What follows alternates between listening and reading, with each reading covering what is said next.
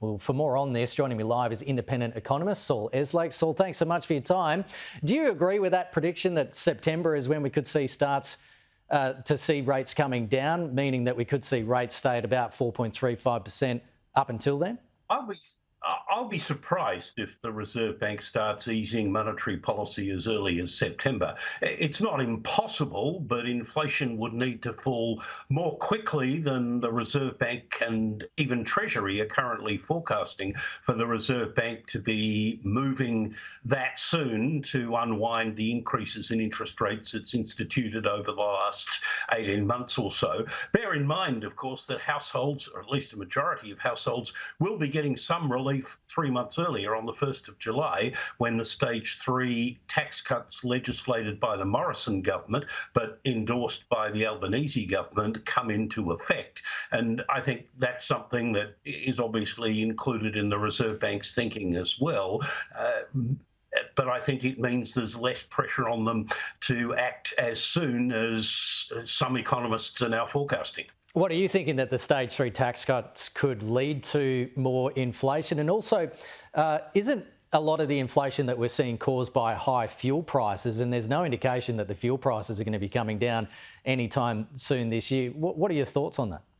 Well, there's a couple of things to unpack there. No, I don't think the tax cuts will provide an independent source of additional inflationary pressure, and certainly the Reserve Bank and the Treasury aren't forecasting that, and neither am I.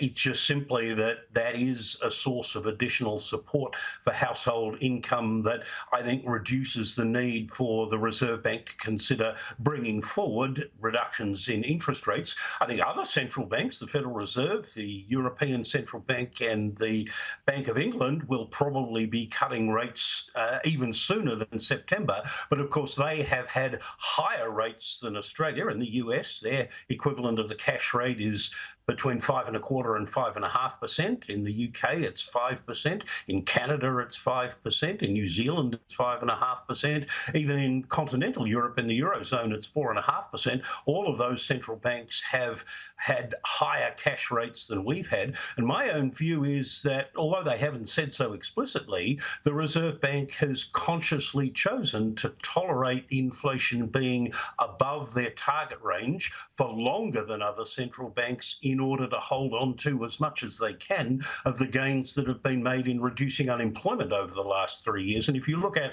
the Reserve Bank's inflation forecasts compared with those of its peer group of central banks, it is expecting inflation to come down more slowly than in those other 5 jurisdictions. And as a result, I would expect interest rates to come down more slowly as well than in the US, the UK, Canada, the Eurozone and New Zealand. Well, and as to fuel prices, they certainly were an important factor in rising inflation in the first year of it. They've been less important more recently. And despite some fears, the war in the Middle East hasn't led to a renewed surge in oil and petrol prices. There are some other concerns stemming from developments in the Middle East, especially now that ships are being routed around South Africa rather than coming through the Suez Canal. And that may provide some additional add-ons to the cost of imported products such as motor vehicles that come from Europe.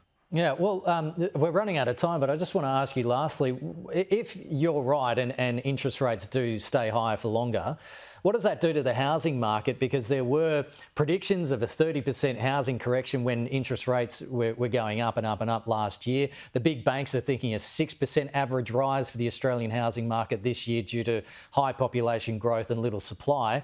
What do you think is going to happen? Well, what I hope is that if interest rates remain at current levels through 2024, that's my expectation, that some of the upturn in house prices that we saw from about March last year through November, December will cool off. I don't think it's in anyone's interests except existing property investors for house prices to keep going up.